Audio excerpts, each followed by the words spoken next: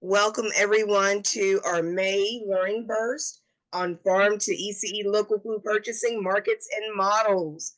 This Learning Burst will be presented today by Dr. Dara Bloom, Associate Professor of Local Foods Extension Specialist and Assistant Director of SEPS. So at this time, I will turn everything over to Dara. Please feel free to drop questions that you may have in the chat, and we will make sure that we get to those.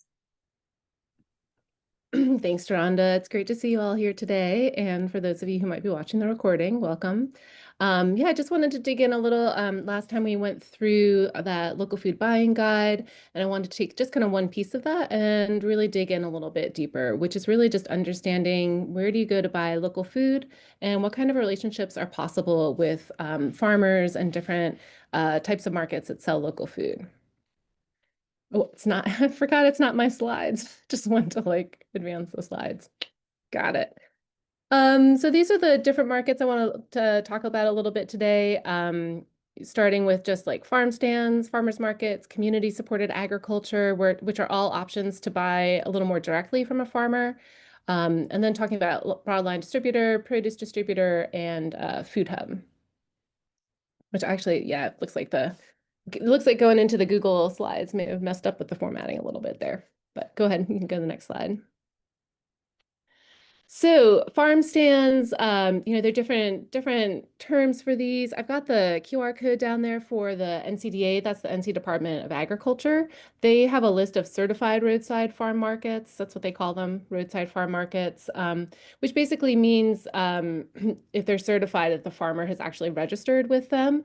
But I did want to point out, so these are roadside markets selling local food. My guess is you've probably all been in one.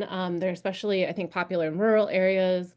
They can all look a little different. I got this picture out of Our State magazine, which if you look closely, does anyone see anything there that makes them go like, that's local food? Anyone looking at that picture? No? So I see some bananas. Do we grow bananas in North Carolina? No. So the rules around the NCDA certified roadside farm is that a farmer has to sell at least 51% of their own produce, and the rest of it they can bring in from other places.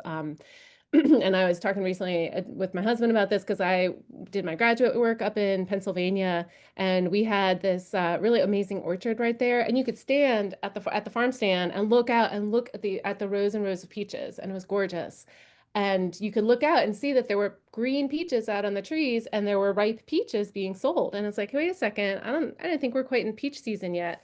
And the farmer was like, "Well, I start bringing them in from Georgia when they're ripe because people start expecting it." And so I think especially because we can get produce any time of year in the supermarket, consumers start to have expectations, and so the roadside farm stands. I mean, just trying to get by and cater to people, and so I think for a lot of places, like they might be selling Georgia peaches right now.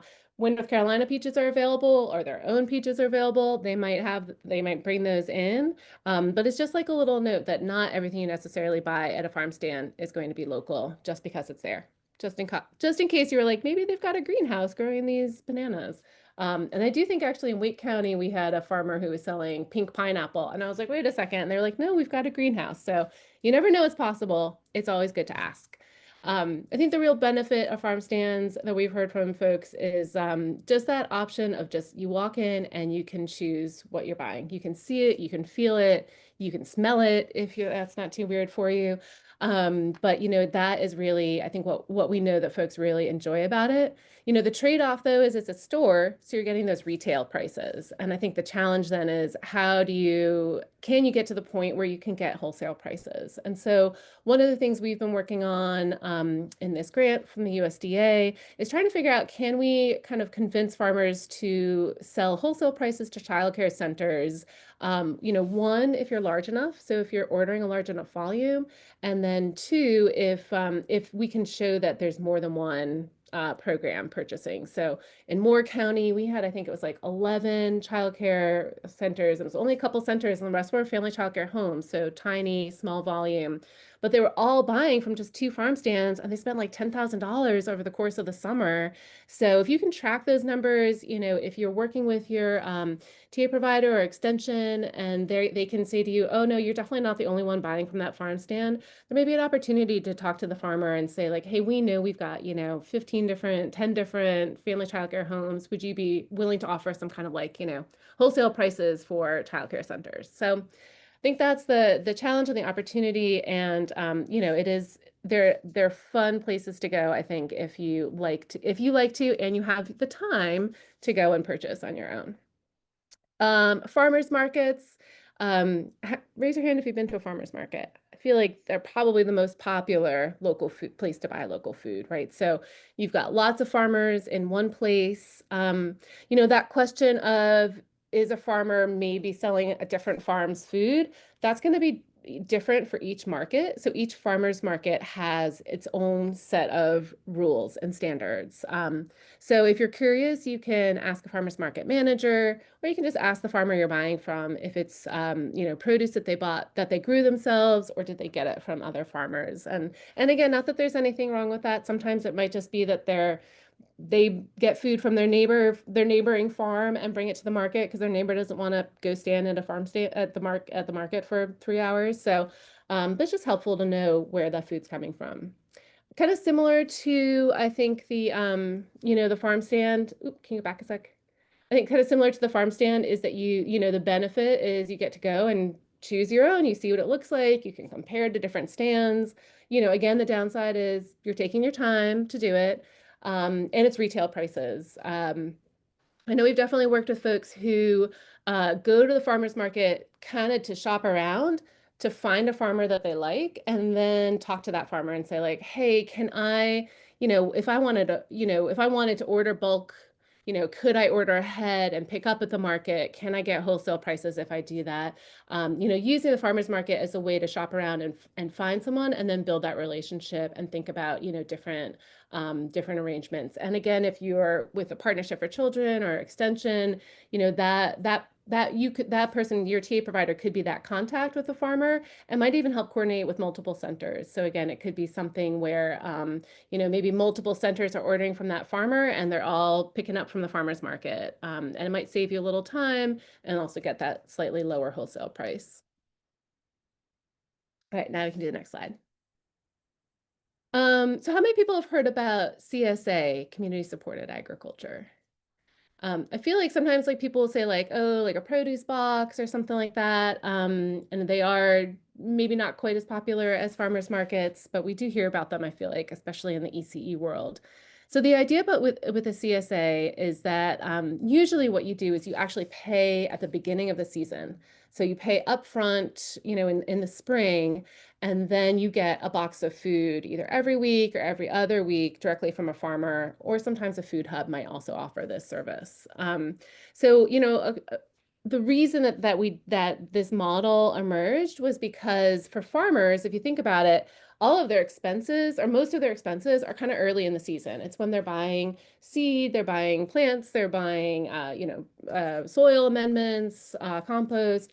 So they have a lot of expenses at the beginning, and then they just have to wait to get that money back until they have the product to sell. So the idea behind the CSA was that you, as the consumer, you're helping to kind of support them early on in the season, so they've got that upfront money for their upfront costs, and then you're getting that share throughout the rest of the summer. So, some of the downside can be, it can be hard to kind of spend that money up front. I think the other benefit from a farmer's point of view, and again, the reason that this model started, I like to give the example that, again, I lived in Pennsylvania and I had a CSA share. And there was one summer where tomato blight came through and our farmers lost all their tomatoes. Nobody had tomatoes. Everyone lost all of them. And, it didn't change how much money I had spent on my CSA share. Like, I had already paid the farmer up front. So even though they lost those tomatoes, they didn't lose as much money on it, on the sales. And so, farming can be a really unpredictable profession, with weather and all those different changes. And so having a CSA gives farmers like this really consistent consumer base, and the idea is from the consumer's perspective is that you're like sharing that risk, you're sharing that uncertainty of weather and the unpredictability of farming. Some of the downsides of CSA, just you don't necessarily get to choose. So, you'll get this box once a week. Most of them work that you'll get a box once a week. You might not know what goes into the box until like the day that you get it.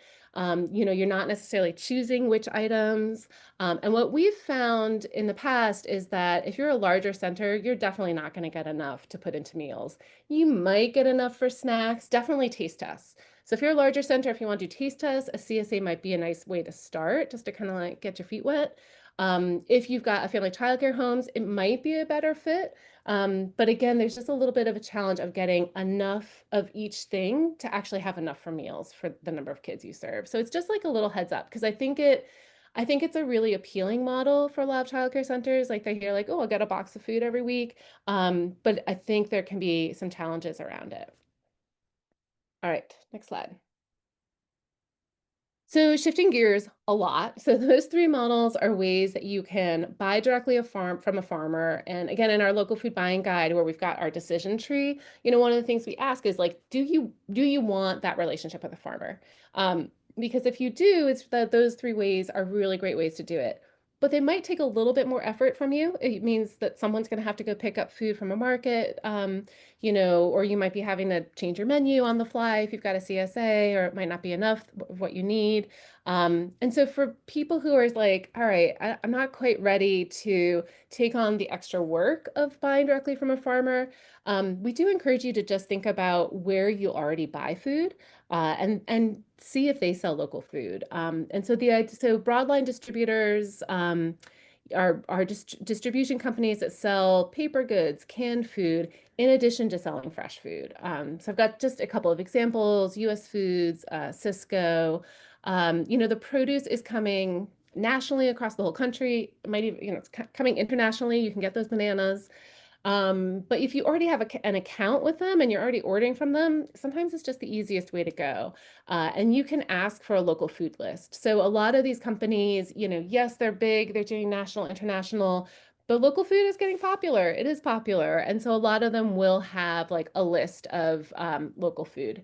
It's a place where you might want to ask them what that means to them. So it might mean that it's just North Carolina. It might be that 400-mile.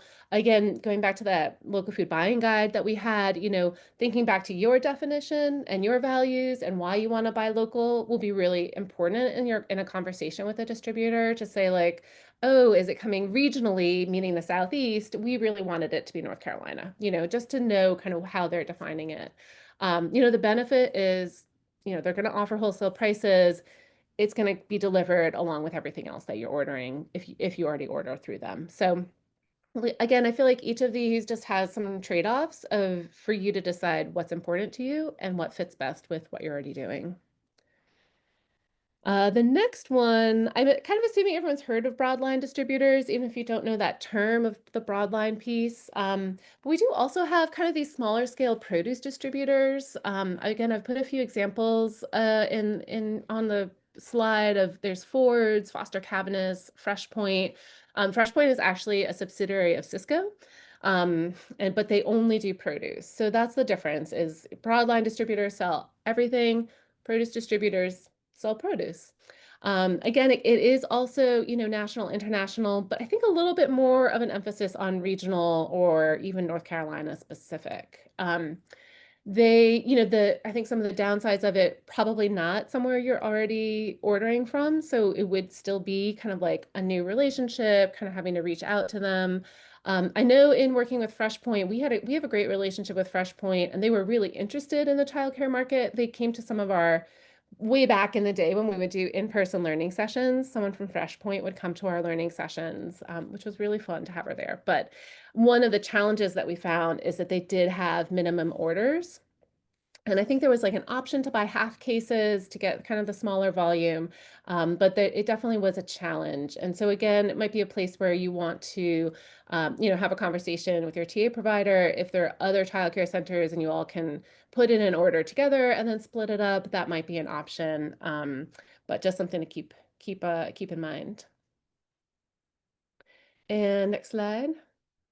So food hubs, and again, I know we talked a little bit about them last week, but I wanted to kind of dig in a little bit because I wasn't sure. Just like it's a term that gets thrown around a lot, but I just want to make sure everyone understands like what food hubs are and how they work. So food hubs, I mean, I think of them really as produce distributors, except that they have this social mission.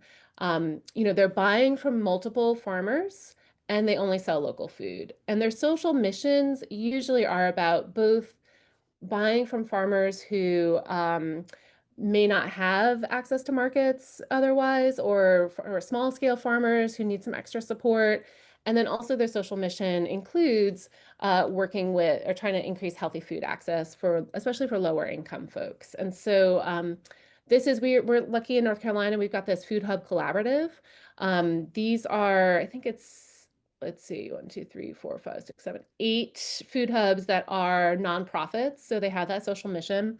There are some other food hubs that aren't necessarily nonprofits. They're not on this list, but also do have social missions. Like they might be like B Corps, where they do have a focus on sustainability. But these are the ones that are nonprofit. Um, and so just for example, in terms of why I think it matters to have an organization that has a social mission is we worked with Farmer Food Share during the course of this grant, kind of experimented with them in Lee County on trying to have like multiple childcare centers put in orders together.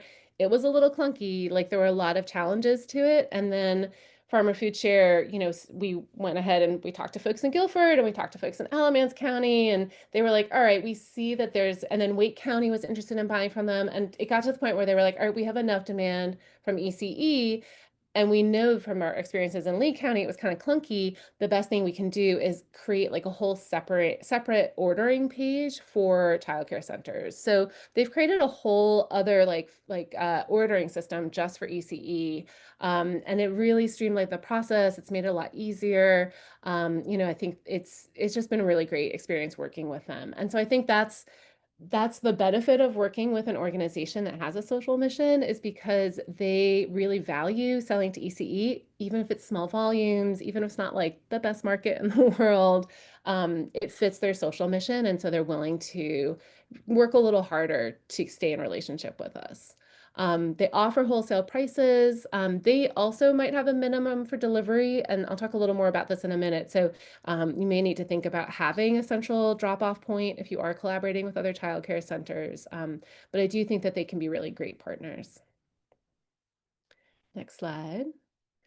So that gets us to this idea of what are ways to really kind of increase volume. And that was really the big motivation behind the grant that we have that's funding our collaborative this year from the USDA, is that when individual childcare programs and centers, when they buy on their own, it tends to be really small volumes, right? You're maybe only buying for snacks. You might not have that many kids. The serving sizes are just kind of small. You might not want to start by getting like all of your produce. You might only want 1 or 2 things.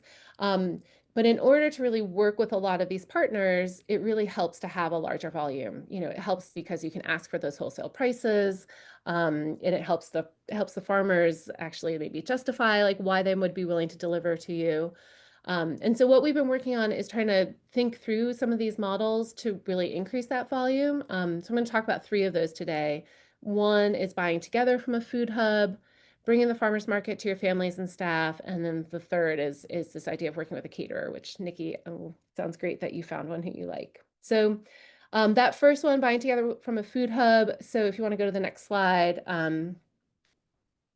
basically the idea is to have multiple childcare programs team up, get together to buy food in bulk and really kind of put their orders together. So, the idea is that you get to order through the food hub, which means that you get to choose. There's different food hubs worked in a different way. Some food hubs, you can choose what you're ordering from a list. Others, might just get like a pre-packed box of food, which is just going to depend on what they have available. And again, it's just going to depend on the food hub. We do really recommend, and we're doing some outreach with food hubs right now, is, if they can and if it works for them, to have that separate ordering system for childcare. We just feel like we've really learned that really streamlines the process and makes it a lot easier. So some of the things to consider with this model, it gives you a lot of access to fruits and vegetables because they're pulling from so many different farms. And especially I think we mentioned last time, we do grow apples in North Carolina. It's just they're out in the mountains. And a lot of times a food hub might be able to, get those North Carolina apples for you. So because they're pulling from multiple farms around the state, they can really increase the types of fruits and vegetables that they can offer. Again, you get that wholesale pricing. And I already mentioned if delivery is hard, you need that central drop-off location potentially. And one of the challenges with that central drop-off location is making sure it has cold storage. So, again, if you've got multiple centers that are ordering and the food hub can't do delivery for all of them or is going to charge more to deliver to all of them, you might try to partner with, for example, Extension. I know in Guilford County, we were in conversation, like, could a food pantry kind of just like be the drop-off point and have that cold storage until the time when the childcare programs could come and pick up. So that's a really big piece of this, I think, is trying to think through if there is a central drop-off location, how to keep that food safe and cold until folks can pick it up. I've already mentioned, just that sorry, can you go back? If you don't have that separate ordering system, it can take a lot of extra coordination. So we do really recommend that. Um, it can be, if you don't have that separate ordering system, what we tried to do was have a system to like combine the orders and then split them up, and that just can be a little bit tricky. So again, that's why we really, and you also have to then split up the invoices. So that's why if they can do a separate ordering page, we really recommend it. And some of the recommendations we've heard from folks is, having some regular check-ins or just one point person at the food hub, so that you really have someone who you're building that relationship with and can communicate with. If you ever get anything that doesn't meet your standards, like they want to know right away. So it's good to just be able to have those conversations. So I wanted just to make sure we all kind of like understand a food hub. If you want to go to the next slide. I just really like this graphic. Almost like a student project that I found on the internet, but I think it just really illustrates why food hubs are such a great way to get local food. So you can see here, kind of on the left side, we've got three different types of farms, which is just an illustration. It's all coming to this one central location and then going out to the customers. And, if you think about it from kind of the logistics standpoint, it's a lot more efficient. So if you advance the slide, if you had this farmer trying to deliver it to those two customers and then you hit it again, and this one, it gets really messy versus this system where they're each coming to this central location and then that central location is delivering out. Or in the case of having a central drop off, you might actually reverse those arrows and have each of those customers going into that central drop off. And so it's just a lot more, efficient, which means it can save some distribution costs. And it helps, like I said, helps keep those costs a little bit lower too. All right, next slide. The other thing that we've worked on with folks is this idea of trying to really like increase selling to families and staff. Again, just another way to think about increasing the volume of produce that's being purchased. So there's a couple of ways to do that. You could offer a CSA, like I talked about CSAs earlier. You could offer a CSA to the families and staff where either through a farmer or a food hub, you could be a drop-off point. So families could come and they could get their CSA box, at the end of the day when they're doing pickup. Again, you have to think about that cold storage. If there's like a disconnect between when people are picking up and when it gets delivered. Again, as I mentioned earlier, like if CSAs aren't the best fit for you and your program, what you might be able to do is if you're offering to be a drop-off point for a CSA and you get families to sign up and your staff, you might then also be able to put in an order with that farmer so that you can order exactly what you want instead of having that predetermined CSA box. But then you might not have to pay for delivery if you're also the drop-off point for families for a CSA box. The other option is if you've got a mobile market in your community, is to actually have this kind of small farmers market that comes to your program or somewhere near your program for staff and families to shop.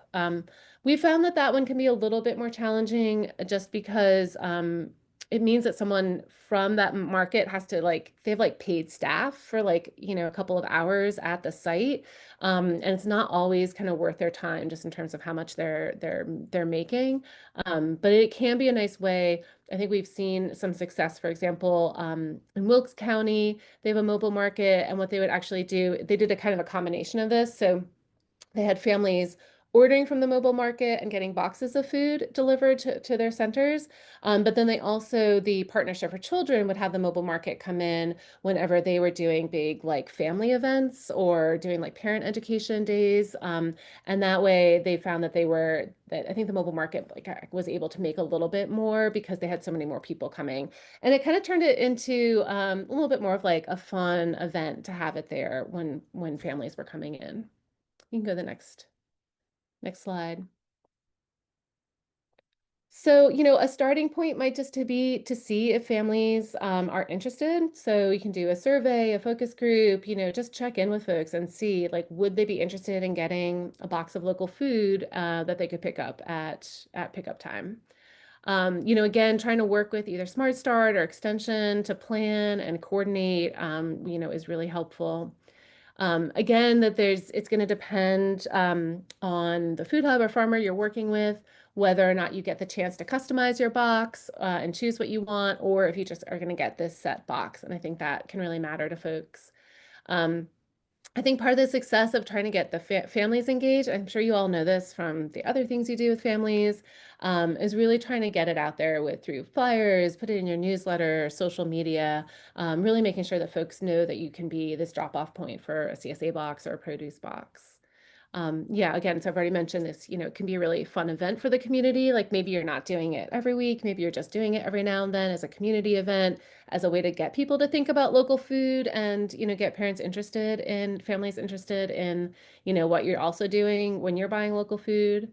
And again, kind of one of the key things to keep in mind is just kind of storage if you need to keep boxes cold before they can get picked up. Um, and I think I already mentioned that tip. Yeah.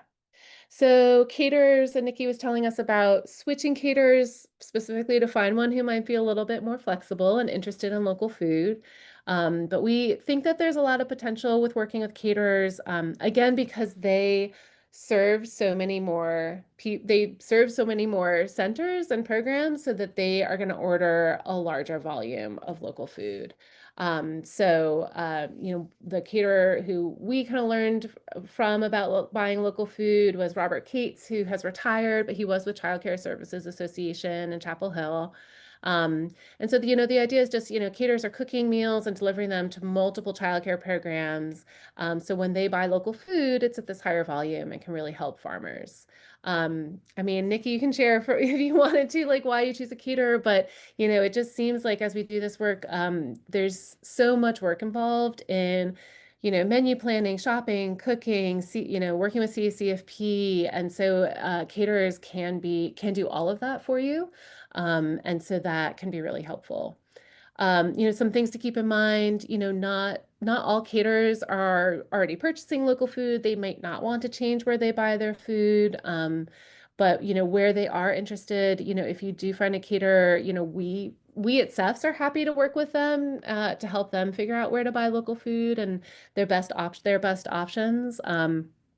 So, just something to keep in mind. And we are big proponents of thinking that advertising local foods on the menu, we think it's good for your business. We think it's potentially also really good for the caterer's business too.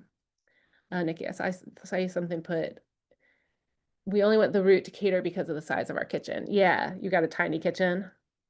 I'm sure you're not alone in that too. Yeah. Yeah, it's a lot of work. And I think, especially we're hearing so much about people being understaffed, having, teachers, directors, hopping into the kitchen to be the ones to prepare meals. So, a catering option can be a good way to go if that's the challenges you're facing.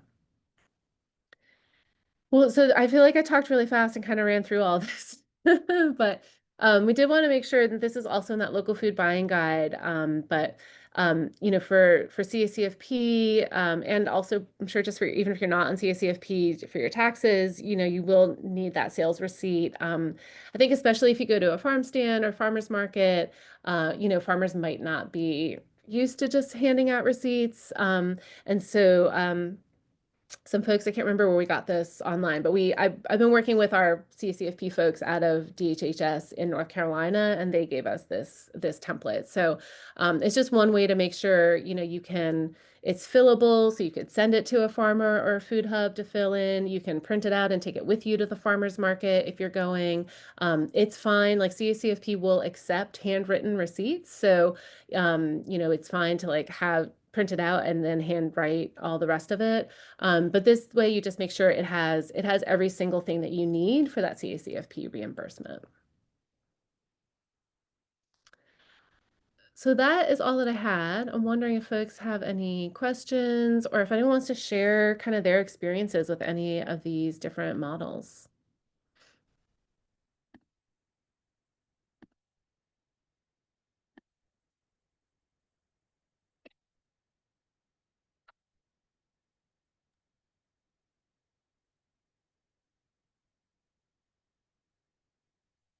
Please feel free to unmute yourselves just to ask questions. If you do have questions, even for Nikki, because she already has a caterer, please, this what this time is for. Nikki's face. Yes, Nikki. So you have a caterer that delivers to your daycare, Yes, sir. and do they how does that work with? Are you with the federal food program also? Is there a licensing component that they had to do to qualify for that? Or So I'm not on the food program, but we do follow the guidelines as close as possible. I've learned a few things from my friend Dustin that I know that we're not doing like strictly, but we are close. They are just under the health department umbrella and following those guidelines, and we just are making sure that the food is to temp when it's delivered, and then we're able to store it in to temp and serve appropriately, if that helps. yeah, I mean, I was thinking from a funding perspective more than safety perspective. Well, for us funding, it's in our tuition. It's included Okay. in tuition. And what you're with a private center, I assume? Yes, sir. Where are you located? Greensboro, North Carolina. Okay. Well, seems like I was there last week. I know I was in lots of cities last week. 'Cause that's years ago I had a daycare that was catered from another elementary school, but there were so many hoops to jump through. We made it work, but this sounds like a lot more fun than picking up food from an elementary school or from the hospital. I think we did it for a while from the hospital. It was a challenge. So the caterer delivers food to you in Cambros, Yes. and they are able to coordinate and use local vegetables and some of the local foods. Yes. We are still kind of working out the kinks of that because I just transitioned to him last week or the week before, and he's already, taking things from our garden spaces to incorporate in his meals as well. So he's on board with all of this. Wonderful. Yeah, it's a great partnership. That is great. Well, and I was going to add, I don't know if anyone either from childcare centers or from Smart Starts might have seen a survey go out. The one to childcare centers, what came from my email, and the one for Partnerships for Children came from Angela. Oh my gosh, I'm blanking on her last name. I want to say Angela Davis, but that's our program officer from USDA. Is it Lewis? Yeah. Angela Lewis. Thank you. Yeah. So we've been sending out these surveys, and the reason is that we have a little bit of funding from the Duke Endowment. Like the Duke Endowment is really interested in the caterer model, especially I mentioned Robert Cates, who used to be with CCSA, and actually CCSA has also changed their name. I'm a little behind the times, but the kitchen that Robert originally was catering out of was with a United Methodist Church, and so the Duke Endowment is very interested because they have a special relationship with the United Methodist Church. Church, one of their big programming areas and funding areas is to rural UMC churches. And so they were really interested in trying to understand, one, is there increased demand for prepared meals from childcare centers, especially post-COVID? And then also trying to understand, is there a potential, in especially in rural communities, where UMC churches might have a commercial kitchen, is there the potential to have like a startup business that is catering meals, healthy meals to childcare centers, and incorporating local food and following CACFP and all of that. So that's why those surveys have gone out. We're trying to collect data to understand from centers if there is a demand, what kinds of things people would be interested in, trying to understand the TA perspective from Smart Start. We're also doing interviews with caterers who do local food and serve childcare, and then also doing interviews with folks in the UMC church leadership to understand kind of where there might be people interested. And so all of that information we're going to bring together into a report to give to the Duke Endowment. And our hope is that they might be interested in crafting some kind of grant program to support kind of startup caterers in different parts of the state. But we don't know if that's where it will go, but that is kind of what we're hoping will be the outcome. Yes, yes, Trish. Yeah. So there's one for partnerships for children and then one for early childhood programs. And we did also slip in some questions in the childcare one because we're also interested in understanding like if people in childcare would buy more local food if they had extra money to do it, basically. We're trying to justify trying to get some money from a foundation or the state legislature to basically support a grant program that childcare centers could use to purchase local food. So we have a couple of questions in there about that too, not just the meal, not just the prepared meals. Has everyone gotten the survey and taken it? Thank you. We appreciate it. I don't remember seeing a survey, Dara. Are you on the DCDEE list? That's the list that we used. I'd have to go. We've got like a list of like 5,000 programs across the state, so I'd have to go in and see. That's a good question. What other stuff did they send out? We've just sent out that. Oh, okay. Yeah. I'm wondering if it would be me or my assistant that was on before. I'll ask her tomorrow. Yeah, and it was like from my email. I didn't actually send it out, but it came from me. And I can email if other Guilford County folks didn't get one. I can email Angela and just ask for the center one because I just got the Smart Start one. If that's helpful. I mean, she might not have it. I can. Yeah.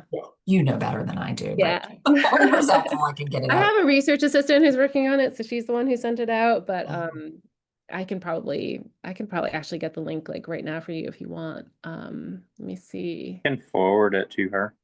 That'd be awesome. I've got it right here. That'd be great. Thank you. Thanks, friend. You're welcome.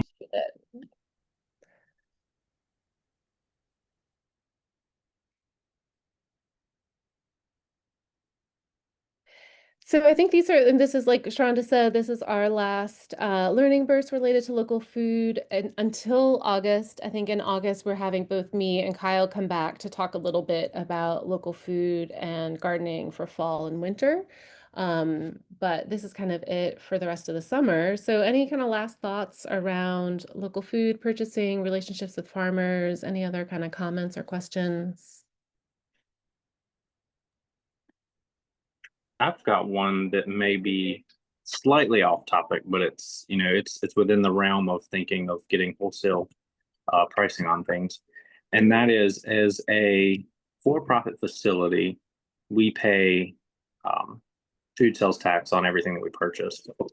And it's not like that's astronomical, but whenever you're looking at the overall picture of saving where you can, and if we're looking at trying to get wholesale on costs, I know a lot of times that's something that plays a role in that, is whether the vendor is paying the tax or whether we're paying the tax.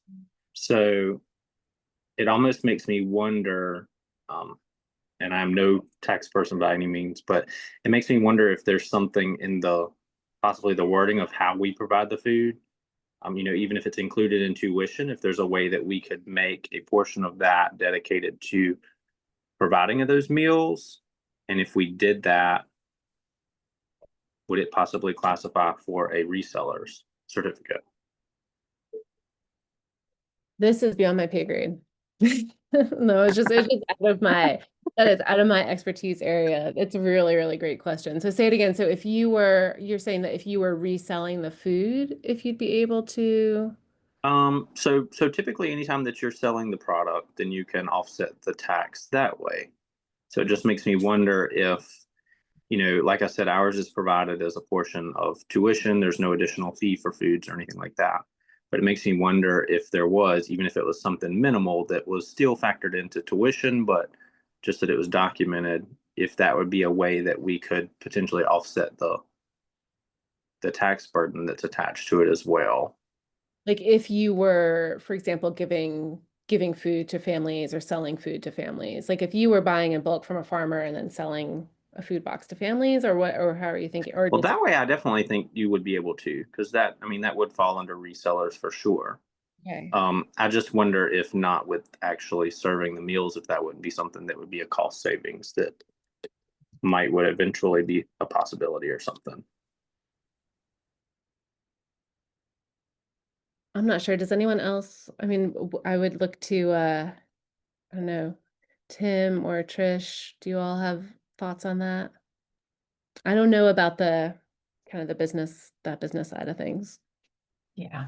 Question. Leave it to Dustin, right? I do not have information on that one. I don't know. I'll look into it and I'll let you know if I find something. Cool. Thank you.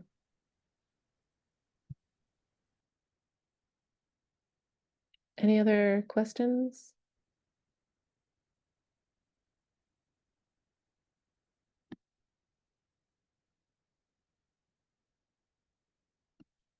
All right. Well, thank you all again for bearing with me, and sorry if I talked too fast. And thanks again also for your input on our new local food buying guide. I don't know if you could probably tell that some of the slides today we're working on one that's more about kind of these like different models of like how to work with each market. And so we have some graphics, but it's not totally done yet. So we're excited to share that out once it's finished. If there is nothing else, again, please make sure that you have put in your name and organization and county into the chat so that you can receive a certificate. I will try to have everything out for the whole month, all the recordings, all the certificates, slides on Friday.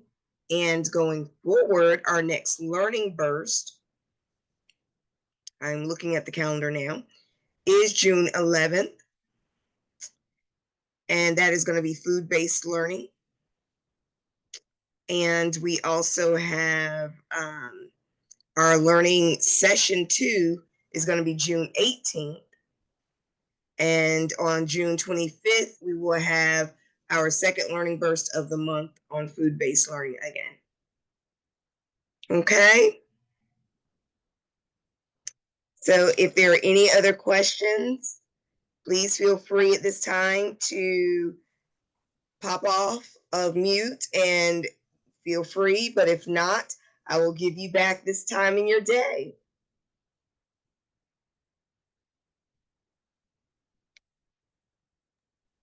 Thanks, everyone. All right, everyone, have a great day.